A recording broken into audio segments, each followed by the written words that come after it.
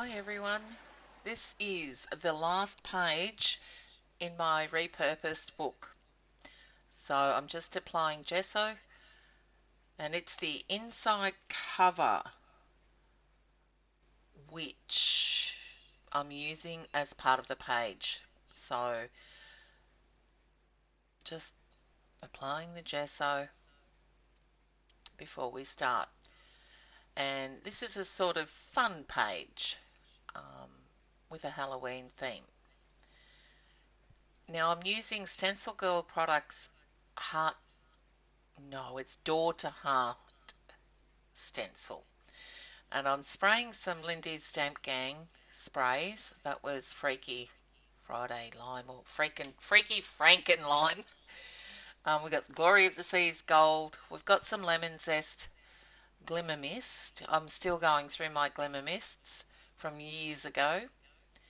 I've got Sassy Sapphire in the Starburst sprays. Tibetan Poppy Teal. So lots of bright colours with a bit of dark at the bottom area there. So all I'm doing is trying to add some brightness to an otherwise dark page.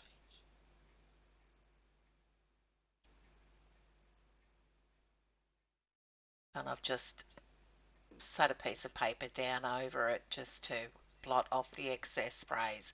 Now when I did that, and dried it, the yellow and the green sort of disappeared. So I'm just adding some more of it and adding some Hag's Wart orange as well.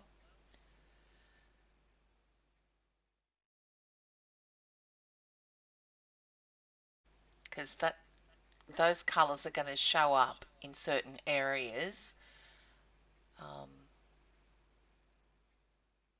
where I've sponged over the Daughter Heart stencil.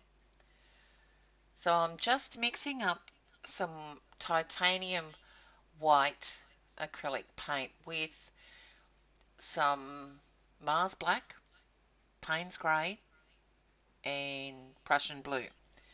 Not together, just white in with each of those darker shades. And I'm just sponging those over the stencil just to get some gradual shading, but it doesn't work. But that's okay.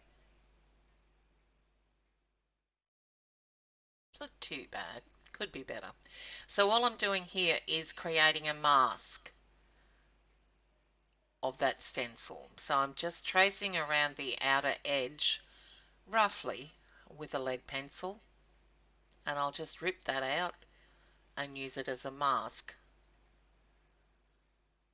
so I don't accidentally sponge over the areas that I don't want covered, because I really want to see those bright colours of the sprays.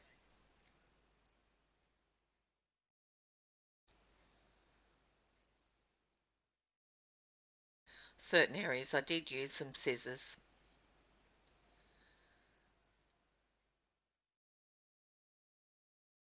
So I'm going around the edge now of that mask, still using the black and the Paynes Grey and the Prussian Blue.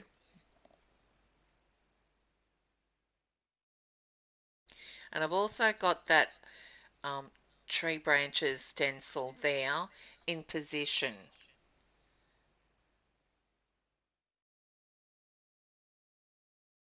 And for the life of me, I don't know the name or the manufacturer of it.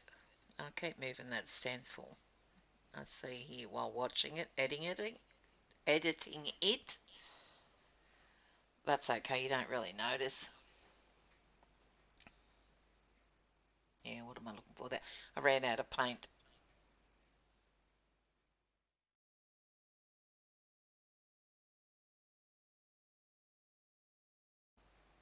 It was a bit fiddly.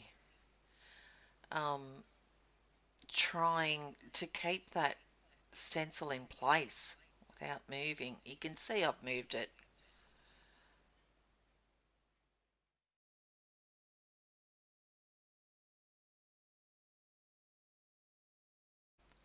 Ta-da! It's not too bad actually, considering the amount of times I moved it. Okay, so I've just taken some watercolor paper, I think it was 200 GSM, 100 pounds, and taking some Tim Holtz Distress Oxides because because I'm trying to create a moon, and I think the Distress Oxides are the perfect medium to create the texture of the moon, the color, the shades. And then just took a Fiskars 2-inch circle punch, and I cut 3 of them out because I didn't know which one I wanted to use. But once I decided, I do use the other 2 as masks. So I'm just adhering the moon down on the page with some Aleen's original tacky glue.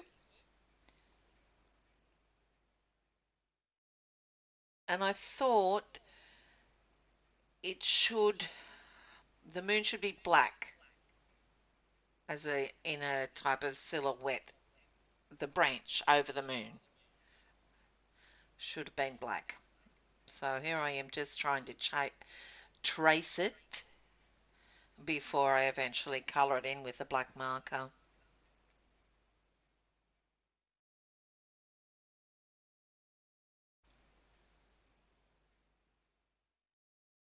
And I use a Tombow Monotwin black pen.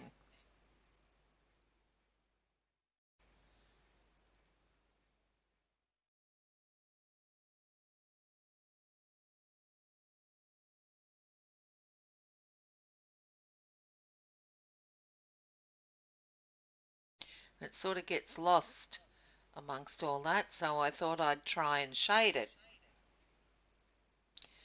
Well, first off though, I add some gold to the page. Heidi Swapp Gold Colour Shine, of course, because I didn't like I didn't like the lack of gradation of the shading. So the gold sort of masked it. Oh, and here's my focal image, my little dancing skeleton from Cherry Pie Stamps. Haven't used this one in a while. So I'm using a stamp positioning tool to help me place it down on that branch.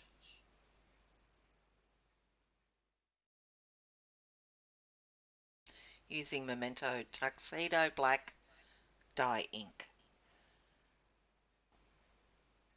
And there he is. Now I try and get some shading around this moon, and it just doesn't happen. I've probably used the wrong medium, given that it's over the gold spray.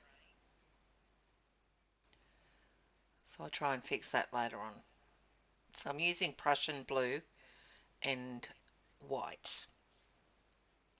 I think these are the Reeves water-soluble wax pastels. And it just looks crap.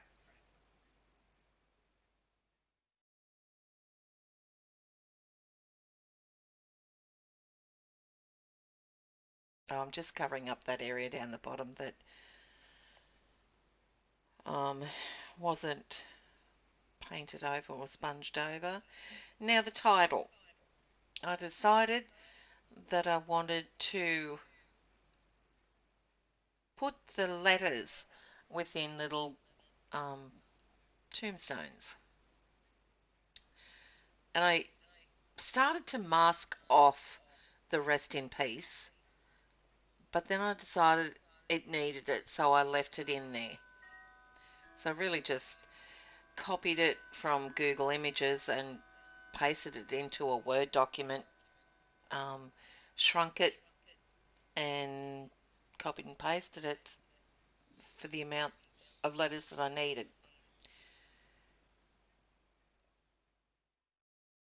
So here I'm just trying to position them on the page so that they sort of fit evenly, just with some Aleen's tacky glue. Now I need an apostrophe, so I just took an unknown thinlit die alphabet die set, which had an apostrophe in there that would fit the sizing there, and then just went ahead and wrote the letters on each of the tombstones. It's party time.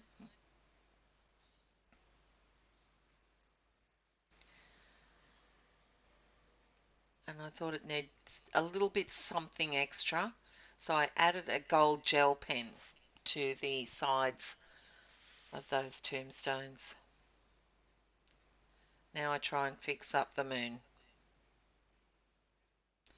So I just took a lacy circles stencil by Spellbinders just to get a circle-ish shape, and then put the mask over the moon and sprayed some Dylusions white linen spray. I could have left it at that, but I thought I should sponge it off a little bit so it wasn't as bright as in your face, and I think that helped a bit. All right, last page done. Journal flip soon. Thanks for watching, guys. I'll be back next week. Bye.